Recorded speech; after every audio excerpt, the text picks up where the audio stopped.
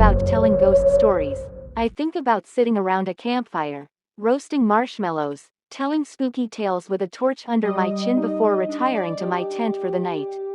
Despite the fact that that isn't an activity I've ever taken part in, ever, it just feels like the perfect way to share a scary story, especially with the sounds of the forest rustling around you and the stars overhead.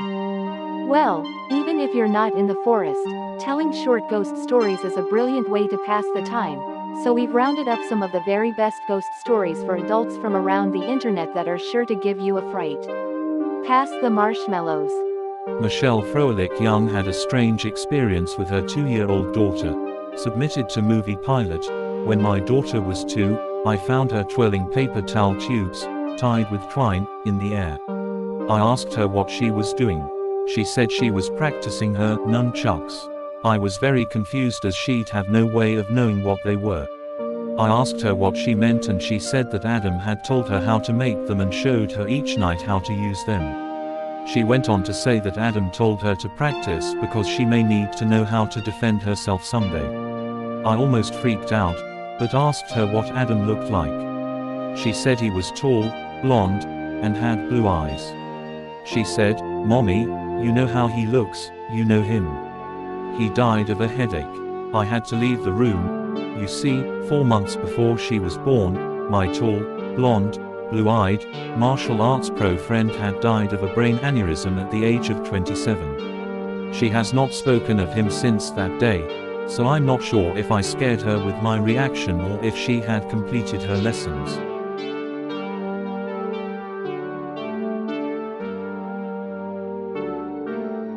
This short tale starts benignly enough, with a friendly-seeming ghost playing with children, but when you learn the origins of the ghost, and just why the ghost is moving the object around the room, it quickly gets a lot creepier.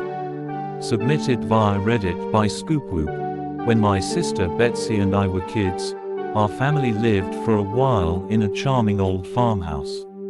We loved exploring its dusty corners and climbing the apple tree in the backyard. But our favorite thing was the ghost. We called her Mother, because she seemed so kind and nurturing. Some mornings Betsy and I would wake up, and on each of our nightstands, we'd find a cup that hadn't been there the night before. Mother had left them there, worried that we'd get thirsty during the night. She just wanted to take care of us. Among the home's original furnishings was an antique wooden chair which we kept against the back wall of the living room. Whenever we were preoccupied, watching TV or playing a game, Mother would inch that chair forward, across the room, toward us.